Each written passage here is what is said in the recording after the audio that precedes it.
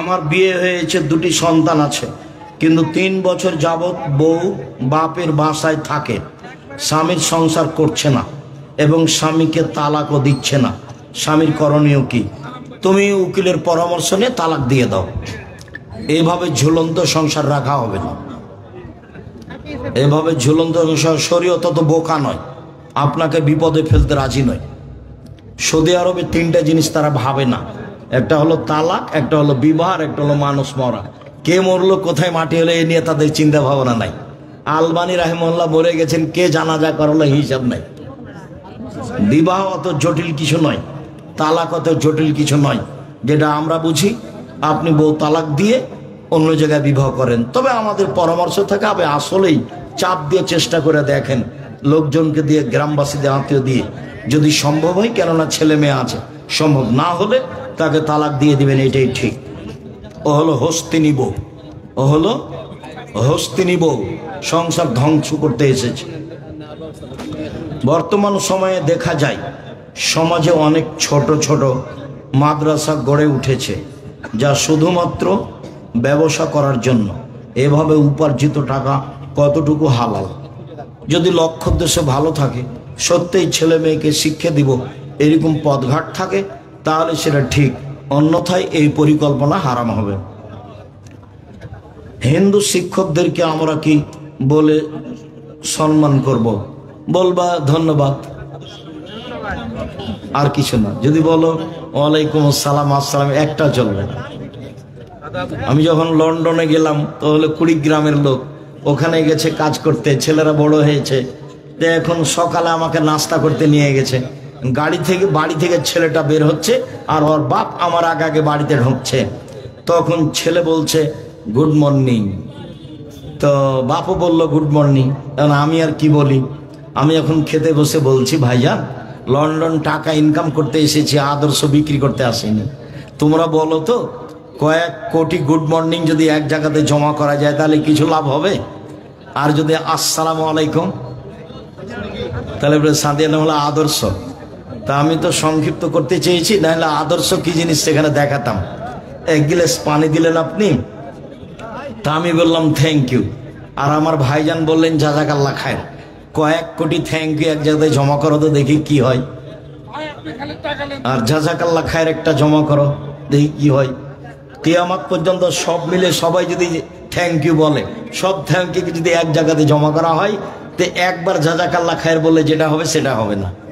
ওটা আদর্শই নয়, ওটা ইহুদি খ্রিস্টানের আদর্শ, যেটা আল্লাহ রাসূল বলেছেন আমার উম্মত ওদের সাথে মিশে যাবে, সব কিছু তাদের হবে।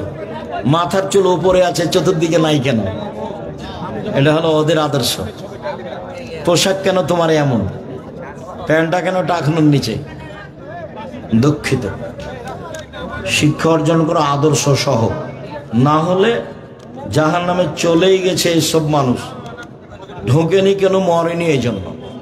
ইহুদি খ্রিস্টানদের নীতিতে জীবিকা নির্বাহ করে জান্নাতের আশা করা যায়? ওয়ালাইকা ইহুদি খ্রিস্টান রাসূলের সামনে বসে থাকতো, বলবো আসসালামু আলাইকুম, খালি যদি রাসূল বলেন ওয়ালাইকুম আসসালাম, তাহলে তো কাজ হয়ে গেছে, তাই জান্নাত চলে যাব। তাহলে রাসূল বলতেন ওয়ালাইকুম, মানে এই পর্যন্ত, আর সালাম বলতেন না। বলে তোমরা যা বললে ওটাই তোমাদের উপরে, আমি কিছু বলবো না। বলতে চাচ্ছি যে মুসলিম শিক্ষককে আমরা সালাম করি, ঠিক আছে। সুদখোর মানুষকে মসজিদ কমিটিতে নেওয়া উচিত হবে কি? পরহেজগার মানুষ মসজিদের কমিটি থাকবে, সুদখোর নয়। আসসালামু আলাইকুম। বর্তমানে 90% মানুষ নাকি, ঠিক আছে, মানুষ সুদের সাথে জড়িত। অতএব সুদের টাকা মসজিদ মাদ্রাসায় দান করা যাবে? সুদের টাকাতে মসজিদ হবে না। মাদ্রাসা করলে এতিম টেতিম আছে, ওই দিকটা পার হয়ে যাবে, আপনি নেকি পাবেন না। মাদ্রাসায় অসহায় ফকির মিসকিনকে দিয়ে দিতে পারে, নেকি হবে না। মসজিদে এই টাকা লাগানো যাবে না। জাযাকুমুল্লাহ খায়ের, শুকরিয়া। আরো আছে। দিন কায়েমের সঠিক অর্থ কি? দিন কায়েমের সঠিক অর্থ হলো, দিন কায়েম মানে তাওহীদ কায়েম, একাত্মতা। সবকে ঘোষণা করতে হবে আল্লাহ একজন, যদি নেতৃত্ব দেওয়া হয় তাহলে ফেরাউন তো ডুবে গেল, মাঠ তো খালি। তো এবার মূসা গিয়ে দখল করলেই তো হয়। মাঠে কেউ আছে? ফেরাউন তো সদল বলে ডুবে গেছে। সদল বলে কথা বলার মতো কেউ নাই, কথা বলার মতো। কয়েকশো বছর যাবত ভালো পরিবারের মহিলারা কাজের মেয়ের সাথে সংসার করেছে। তার মানে দেশে তো কোনো পুরুষ মানুষই নাই, সব ফেরাউনের সাথে মারা গেছে। কথা বুঝতে পারছেন ভাইজান? সব ফেরাউনের সাথে মারা গেছে, দেশ খালি। দু একজন মানুষ মুসলমান, তারা আবার পার হয়ে চলে গেছে ওই সাগরের ওই পারে। এই পারে কেউ নাই, এ পারে আছে কাজের মানুষ আর মহিলারা। জি, যার কারণে ওই মানুষ সমাজটা গোলাম হয়ে গেছে। তোমরা আব্দুল্লাহর বক্তব্য শোনো, তাহলে বুঝতে পারবে আমরা গোলাম কোথায়, মুসলমানেরা কোথায় কোথায় গোলাম। গোলামি করে দেশের খিদমত করবে, এটা হয়? মেধা ভালো, বড় ডাক্তার, লন্ডনে একটা ভালো রেজাল্ট করেছে, কিন্তু ওকে একটা চাকরি দিয়েছে সুইপারের প্রধান, বেতন দিয়েছে 5 লাখ। তখনও ভাবলো যে আমি যদি দেশে ফিরি, পিজিতে যদি ডাক্তারি করি তো বেতন 3 লাখ পাবো, তো এখানে তো 5 লাখ, আমার এই সুইপারই ভালো। সুইপারের দায়িত্ব হয় ভালো। তুমি বিশ্বাস করো, কোনো মেধাবীকে কোনো কাজ দেবে না। তুমি পড়ে দেখো, আব্দুল্লাহর বক্তব্য শুনে দেখো, কোনো মেধাবীকে কোনো কাজ দেবে না। ওরা এটা তো চায় না। আমাদের ছেলেরা পদ্মা সেতুর হলো কামলা, আর ইঞ্জিনিয়ার তারা ওরা। এখানকার যারা বড় শিক্ষিত উচ্চশিক্ষিত মানুষ, তবুও সে খাতা কলম নিয়ে এই অফিস থেকে ওই অফিসে যায়, বেতন ও যা পাবে বাইরে তার চেয়ে বেশি দিয়েছে, বাস, আর কিছু না। আবারও তো ভাবছে যে আমি সিটিজেন পেয়ে নিয়েছি, দেশের নাগরিক, লন্ডনের নাগরিক। বাপও খুশি, মাও খুশি, বাপও খুশি, মাও খুশি, ছেলেও খুশি, সবাই খুশি, খুবই খুশি। বলো দেখো কি হলো শেষে? চাঁপান মৌজের ভাষাতে মিলল না, আমও গেল, ছালাও গেল, কাঁদতে কাঁদতে 2 চোখও গেল। জীবনটা ষোলো নাই মিছে। ভেবে দেখো, এভাবে জীবন কাটাতে হবে না।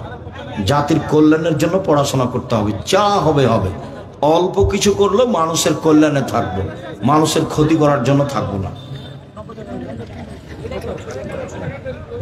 শাইখ গত 2 দিন আগে একটি প্রোগ্রামে আসর ওয়াক্তের নামাজ পড়তে দেখলাম ইমাম সাহেব এর পিছনে 2 কাতার মুসল্লি ও সামনে 1000 খানিক মুসল্লি নিয়ে নামাজ পড়ছে। এভাবে কি নামাজ পড়ার নিয়ম আছে? ইমামের পিছনে আগে লোক গেলে তো হবে না, তাহলে ভুল হয়েছে। ইমামের পিছনে সবকে থাকতে হবে। কথায় কথায় মিথ্যা কথা বলা, মসজিদের ইমামের পিছনে নামাজ হবে কি? যতদিন তোমরা তাকে রেখেছো ততদিন নামাজ হবে, চোর চোরটা যাই হোক। এমন মানুষকে ইমাম রাখতে হবে না, লোকজন পরামর্শ করে তাকে বাদ দাও। কিন্তু মিথ্যা কথা বলে, সুদ খায়, তাবিজ লেখে, তার জন্য আমার সলাৎ হবে না, ওর সলাৎ হবে না, ওইটা আল্লাহ রসুল বলেছে, আমার হবে, সব ক্ষতি তার উপরে হবে। ওকে বাদ দিয়ে ভালো নিয়ে আসো। মাদ্রাসার কমিটির সভাপতি সেক্রেটারি কিভাবে মহিলা বৈঠকের অনুমোদন দিতে পারে কি? মহিলা বৈঠকে যদি অনেক মহিলা থাকে, পুরুষ সেখানে দাওয়াত দেয়, কোনো সমস্যা না, দিতে পারে। নির্জনে একজন মহিলাকে শিক্ষা দিতে হবে, এটা চলবে না। তুমি যেটা প্রাইভেট পড়াও মেয়েদের, ওটা হবে না, ওইটা হবে না। মুসলিম হিসেবে ইবাদত আল্লাহর জন্য, রাজনীতি ইবাদতের অংশ। রাজনীতি তো আব্রাহাম লিঙ্কনের কথা। এক শ্রেণীর লোক বলে দিন প্রতিষ্ঠা করা। শুকরিয়া, জাযাকুমুল্লাহ খায়র। সুবহানাক আল্লাহুম্মা ওয়া বিহামদিকা আশহাদু আল্লা ইলাহা ইল্লা আনতা আস্তাগফিরুকা ওয়া আতুবু ইলাইক। আসসালামু আলাইকুম ওয়া রাহমাতুল্লাহ।